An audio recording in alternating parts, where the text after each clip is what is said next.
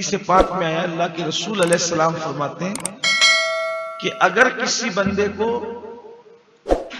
دعا کرنے کا وقت نہ ملے اور وہ اپنی مرادوں کو دل میں لے کے سورہ فاتحہ پڑھ لے تو اللہ اس کو مانگنے سے زیادہ عطا کرے گا۔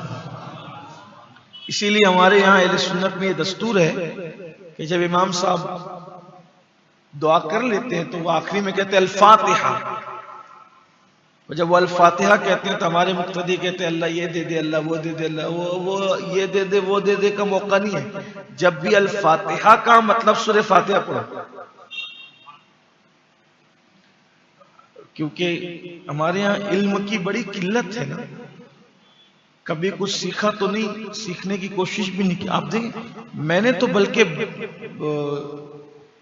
کبھی کبھی الفاتحہ کہنے والے کو بھی دیکھا کہ اس نے الفاتحہ کر وہ بھی خود وہ کہہ رہا ہے الفاتحہ کا جب کہا تو مطلب سورہ فاتحہ پڑھی۔ بہرحال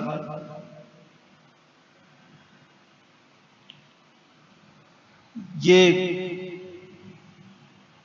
ایسی سورہ مبارکہ ہے جیسے کوئی کتاب لکھتا ہے تو وہ پوری کتاب کا مضمون دیباچہ میں جمع کر دیتا ہے، جس کو آپ سر ورق کہہ لیں یا تمہید کہہ لیں یا دیباچہ کہہ لیں۔ تو نہیں، جب مصنف کتاب لکھتا ہے تو پوری کتاب کے اندر کیا ہے تو وہ شروع میں اس کو اجمال کے طور پہ سمیٹ دیتا ہے بلا تمثیل۔ میرے اللہ نے پورے قرآن کے مضامین کو سورہ فاتحہ میں سمیٹ دی۔ بہت برکت والی سورت ہے۔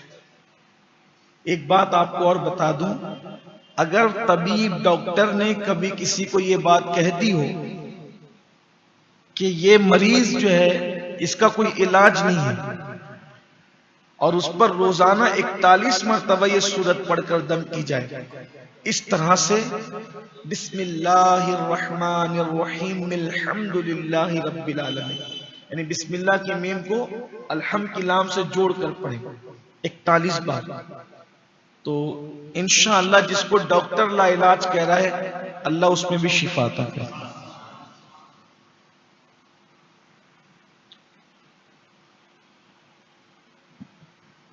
آغاز ہوتا ہے الحمدللہ رب العالمین، سب خوبیاں اللہ کو ہیں جو مالک کے سارے جہاں ہیں۔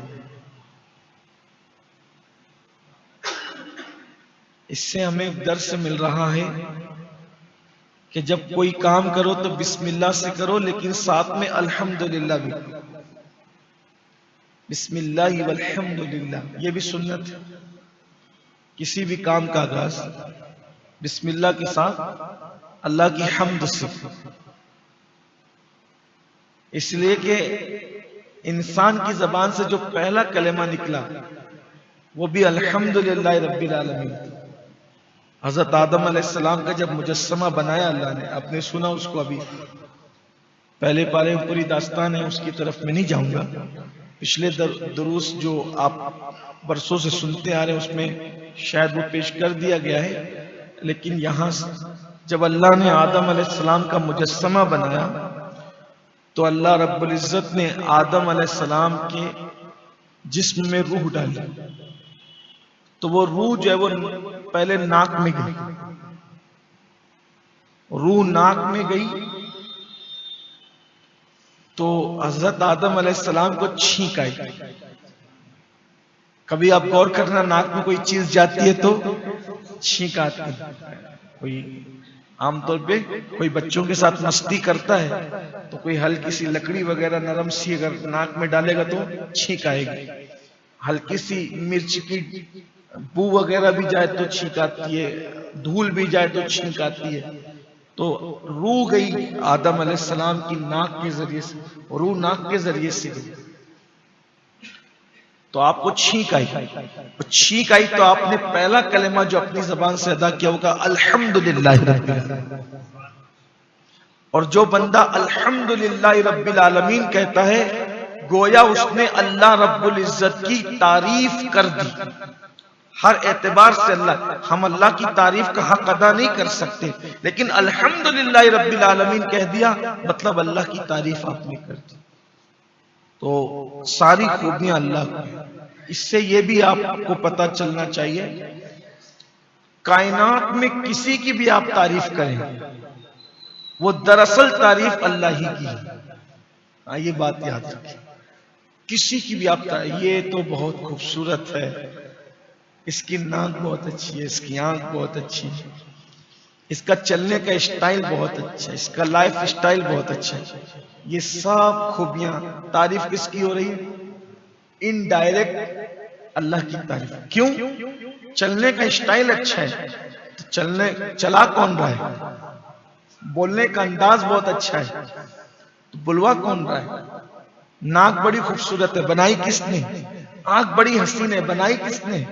لب اس کے بڑے سرخ ہیں، بنایا کس نے اسے؟